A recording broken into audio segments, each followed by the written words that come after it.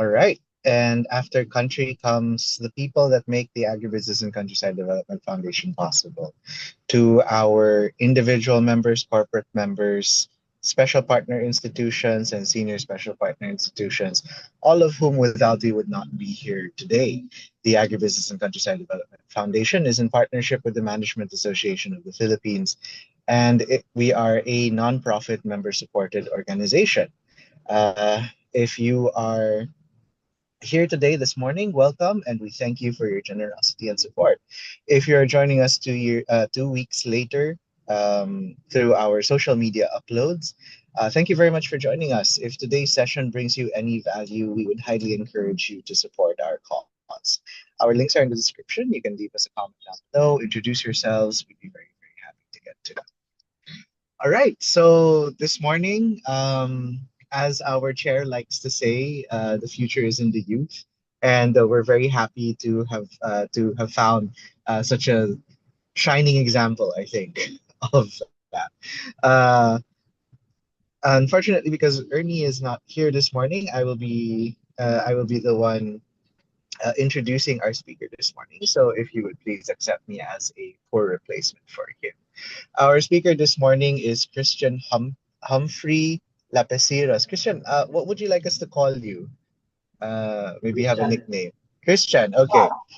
All right. So Christian this morning will be is the owner of Project Faith, upgraded native chicken farm. He is a national finalist of the Young Farmers Challenge in 2024 for the startup category. And he is a graduate of agribusiness. He has a Bachelor of Science in Agribusiness and graduated magna cum laude from the Visayas State University. In line with that, he is also the former president of the Society of Agribusiness Students and is a leadership awardee of the Visayas State University. He was also recognized by the Carl Balita Review Center as one of the top 17 most outstanding students in the Philippines, and is currently a second-year law student at DVORF College of Law in Tacloban City. So here today to talk about the role of youth in agriculture and agribusiness, as well as his own project Faith as the center of a collaborative ecosystem. Let's all give Christian a warm welcome this morning. Christian, the floor is yours. Thank you, sir, for your kind words. Grabe, nakaka-inspire. Grabe na-inspire naman. Mas na-inspire ako, sir. Thank you so much po. And first and foremost, I would like to express my gratitude to the Agribusiness and Countryside Foundation for this opportunity. Sir Julius and the people behind the scenes, thank you so much for this opportunity. So right now I'll be discussing to you the role of youth in agriculture and agribusiness for the first part, and the second part where I'll be discussing Project Faith as the center of a collaborative ecosystem. So may I start? Okay na po ba, audience? Yes, please. Yeah. Okay, I'm Okay. really late, but I'm really excited. I just want to say this before you start, all right? Basically, Christian, I'm really impressed by your record and the youth. That's where we got to go. And I see you're a great leader. So I'd like to let you know I was a little late and I was muted by the moderator and I tried to come in. I'm coming, thank you, moderator. So, sir, I just want to let you know we thank you for coming. We think you're the hope and your background is fantastic. You're so creative, so committed. So we want to let you know that we'll be in touch with you.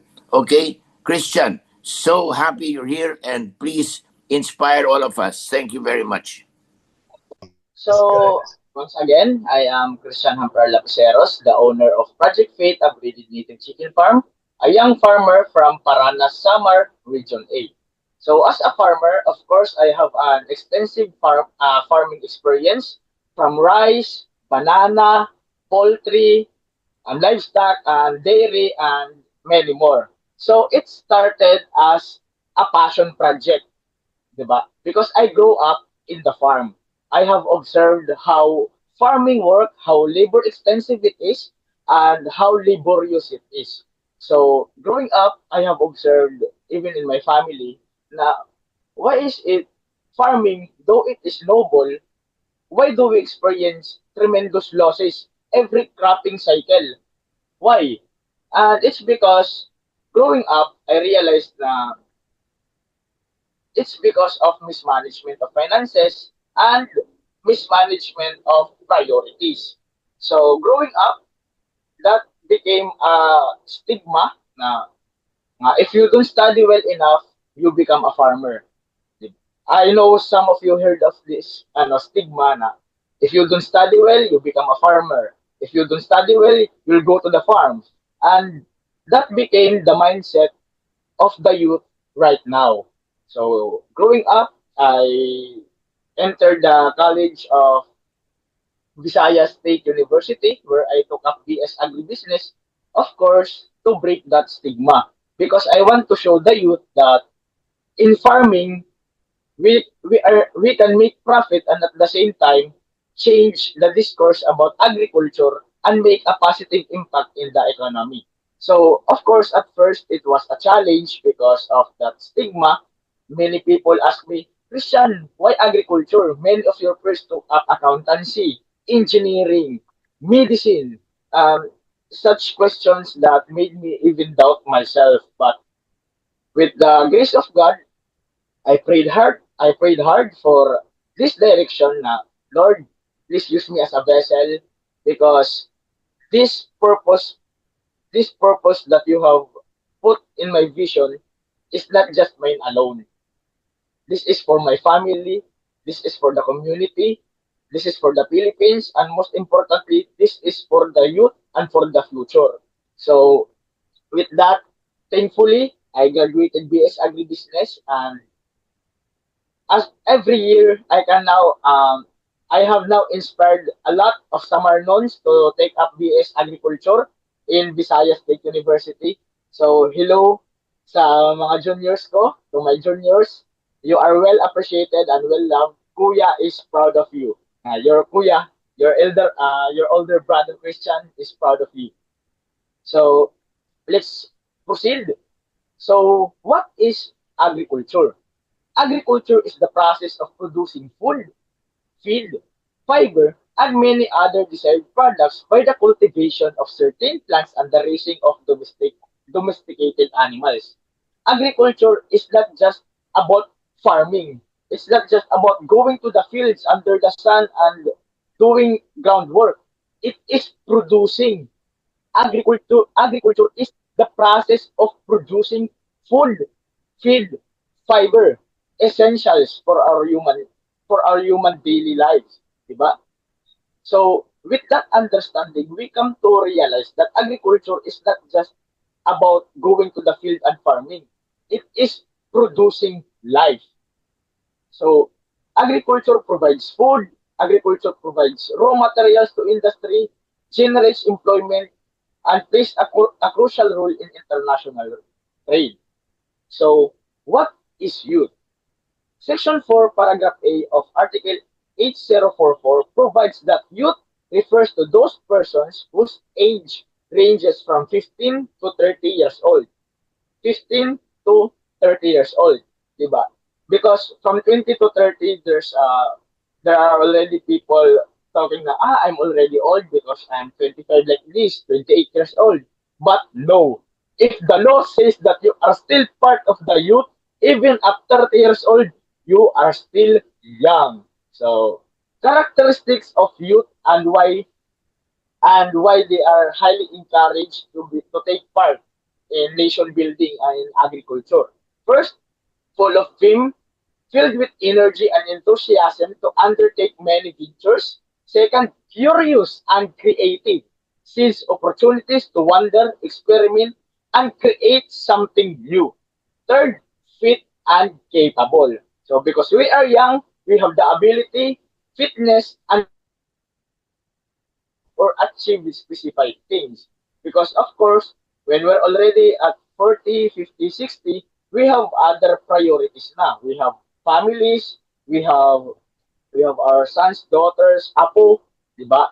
Grandchildren, we have other priorities. But as the youth, we can set our priorities in making a difference in our community. So that's our advantage. So with this question, do you think the youth can contribute to the country's agricultural development? Of course, yes. The youth plays a huge role in the agricultural development. We are the most effective and efficient human resource in each segment of the value chain. Development, inputs, production, post-harvesting, processing, transport and logistics, marketing and trade, retail and consumption.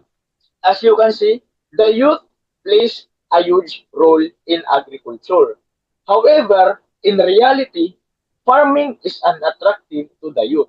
As I have said earlier, there's a stigma in the community that once you go into farming or if you don't study well, you will become a farmer, which is a disadvantage to the role of agriculture, to the agriculture sector. Because if we discourage the children to become farmers or to become the part of the very backbone of the economy, this is where we collapse. Constant constraints limiting the youth participation in agriculture. First is negative perception around farming. Nga, seeing parents and family members struggle in farming to make both ends meet. 30, makadis beauty and exhausting, very low salary or income. That's why there are few young people who want to engage in agriculture. Also, there is insufficient access to knowledge, limited access to land, and difficulties accessing green jobs. I know as Filipinos, we have heard that the Philippines is an agricultural country. We have heard that, yes, the Philippines is rich in Um, resources. sorry, Christian, sorry. Yes, sir. I'm not sure if your presentation is running. We're still at, uh, we're still just seeing the presentation file sa title screen, Role of Youth in Agriculture. Hindi ata nakashare yung presentation. Wait, sir. Let me try again. Wala, sorry po. Wala pong problema. How about now? Ayan, there we go. Okay, 4E. thank you. Okay. So, here's the 4E to engage youth in agriculture. First is to enlighten, expose, enable, and empower. First is to enlighten, shift the perception of farming within rural families and communities. We have to show them that there's more in agriculture than farming. There's agribusiness, there's business, and there's the industry waiting for them. Next is expose. Introduce the youth to agriculture early on. Show them that agriculture is not just theory. Agribusiness is not just theory. It is our reality. Next is enable, educate and equip with necessary skills and knowledge on agriculture, forestry, and fisheries. And most importantly, empower. Involve the youth in solving agricultural problems through participation in policy making and conception of programs, projects, and activities. So what is agribusiness? According to Davis and Goldberg from 1957, agribusiness is the sum of all operations involved in manufacture and distribution of farm supplies, production operations of the farm, storage, processing, and distribution of farm commodities. So I will discussing agribusiness as a system, and I'll be discussing its subsystems from input, production, processing, marketing, and support subsystem. Just an overview so the audience can understand what is the difference between agriculture and agribusiness. So in agribusiness, here's the input.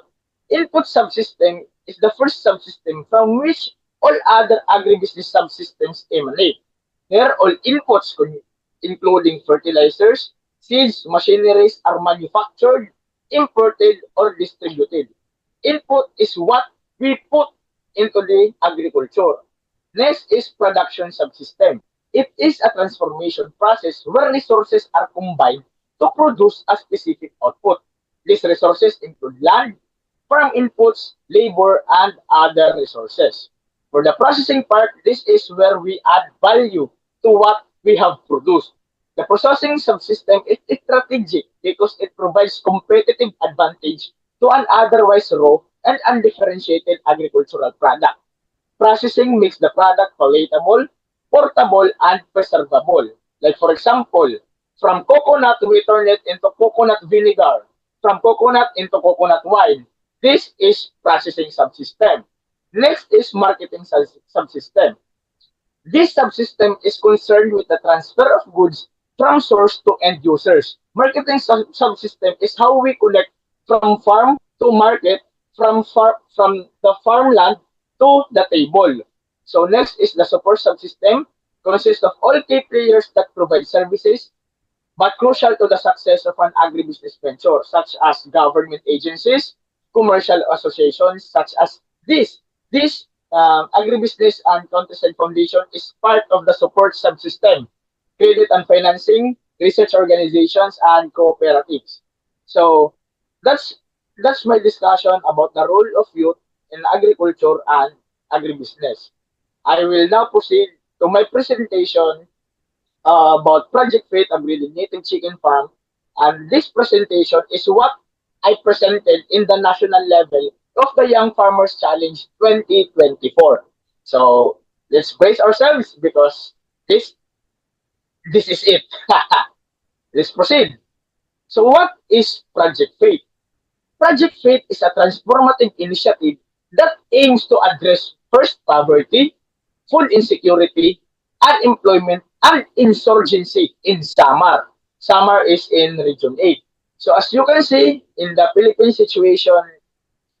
chicken situation report, there's in figure 1, there's an increase in the volume of chicken production in Region 8. However, in figure 2, we can see that out of the 100% distribution, the contribution of Samar is only 7.74, which is which is comparatively low and disadvantageous in our total production because it's very low. So low production means low low consumption, high demand. So this is the gap we are trying to fill. So our solution for that is Faith Farm to Table Kitchenette.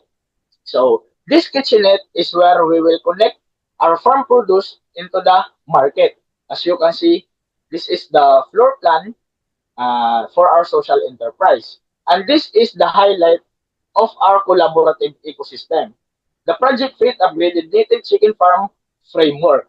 As you can see, from the Project Faith Upgraded Native Chicken Farm, we will now forward integrate into Faith Farm to Table Kitchenette, where we are now ready to sell our native chicken production. But how is it a collaborative ecosystem? Because from the farm, we will have our target beneficiaries. Who are our target beneficiaries? First, marginalized farmers, the former rebels. Highlight on former rebels, the rebel surrenderies, the parole and probationers, persons who use drugs, and other disadvantaged groups. So from the farm, we will establish a marketing agreement between Project Faith as the buyer and target beneficiaries as supplier of native chicken. So from the farm, we will provide chickens to our target beneficiaries where they will raise the native chickens for 90 days. Because after 3 months or 90 days, it is expected that the native chicken will now reach at least 1 kilogram. So with this style, the native chicken from the target beneficiaries will be sold to the farm-to-table kitchenette. So as you can see in this collaborative ecosystem, our target beneficiaries are not just beneficiaries or the receiving end. They will become our partners. By providing chickens with them and buying their raised chickens, they will have a livelihood. They will become part of the game. So, as you can see, our target in Project Faith Upgraded Native Chicken Farm is to empower the community of Samar to provide livelihood to our marginalized groups. Because, as you can see, in Samar, we believe that not all who take up arms against the government are bad people. Some of them are oppressed. Some of them are just dissatisfied with government services due to lack of opportunities. But with the help of Project Faith, we can connect the disadvantaged groups with the government and the government with the disadvantaged groups. So that is our collaborative ecosystem. Our social enterprise will not just be targeting and making money, but we will be uplifting the community together with our target beneficiaries. So for our current traction, we have already established a memorandum of agreement together with Samar Police Provincial Office where Project Fit is already a part of their community relations. So if the Samar Police Provincial Office have activities within the province of Samar, we are part of them. We conduct lectures, seminars, workshops about native chicken farming, feed feed formulation, anything, as long as it can empower the livelihood of the farmers. So we also have partnership with the Office of the Provincial Agriculturist of Samar, the Provincial Fishery Office, and just recently, for our part of our social responsibility, we have provided around 20 chicks or 20 chickens at the Samar Provincial Jail to provide livelihood of our inmates while they are serving their penalties. So let's proceed. Our marketing and sales strategy. We actively participate in our social media to strengthen our social media presence. We highlight our stories. We participate in the Kadiwa ng Pangulo, trade fairs, and several seminars and workshops. So these are recent news articles written about me how I on how I'm trying to break the stigma by proving that there's money in farming.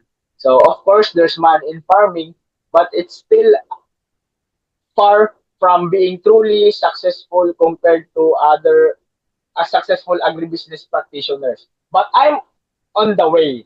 I'm on the process of growing and I'm on the process of learning. So this is me right now, and hopefully in the near future, I can make more visible impact in the economy.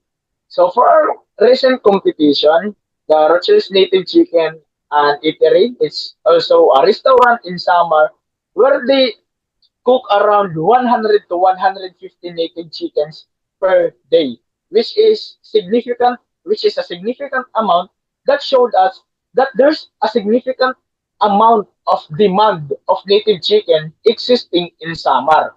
And our competitive advantage, because we have our farm located near the highway, so the national highway, so it is advantageous and beneficial for us if we position ourselves at Samar. So for our key activities, of course, how we produce our native chickens, our upgraded native chickens. First, we breed the Parawakan native chicken from Mindanao and our Black Australorp. So after consultation from the Visayas State University Animal Science Department, they told me na trying to breed black chickens are good considering the climate in the Philippines. The black chickens lays better eggs and resilient, more resilient compared to the Rhode Island Red. So that's why with this experimentation, it has been months of trial and error of breeding Parawakan native, Parawakan and Black Australorp. Finally, right now, we can produce as much as 200, 100 to 150 chicks every other week. So after breeding, we incubate the eggs and the we brood the breeded native chicks. And in our farm, we have our own feed formulation.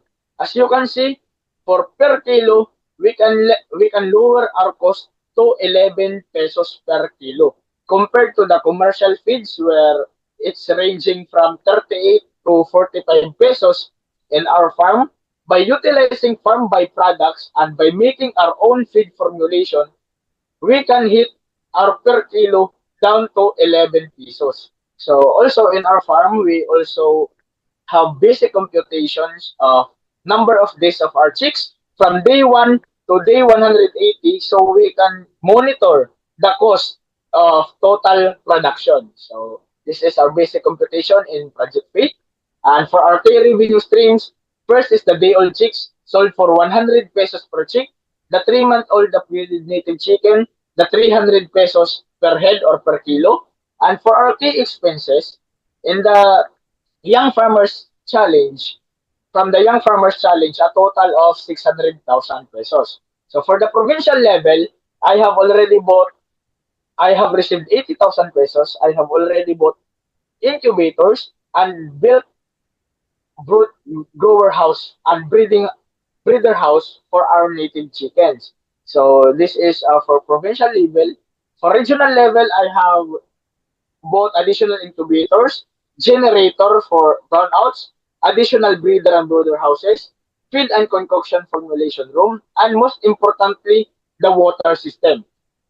Thank you, Young Farmers Challenge, for the financial grant because I have received this tremendous significant amount that really improved the efficiency and the productivity of our farm.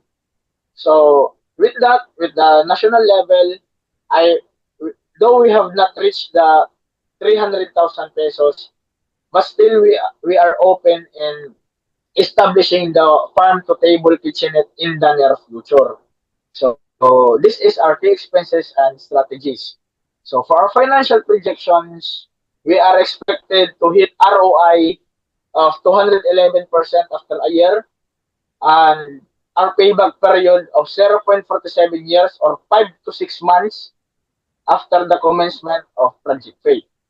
So at Project Faith, we don't just focus on profitability, we strive for sustainability. Once again, I am Christian Hamper Lapiceros, the owner of Project Faith, and I would like to express my gratitude to each and every one of you who came here, who made time, because I am grateful to be able to share my journey as a young farmer and Project Faith as a social enterprise. That would be all. That would be the end of my presentation.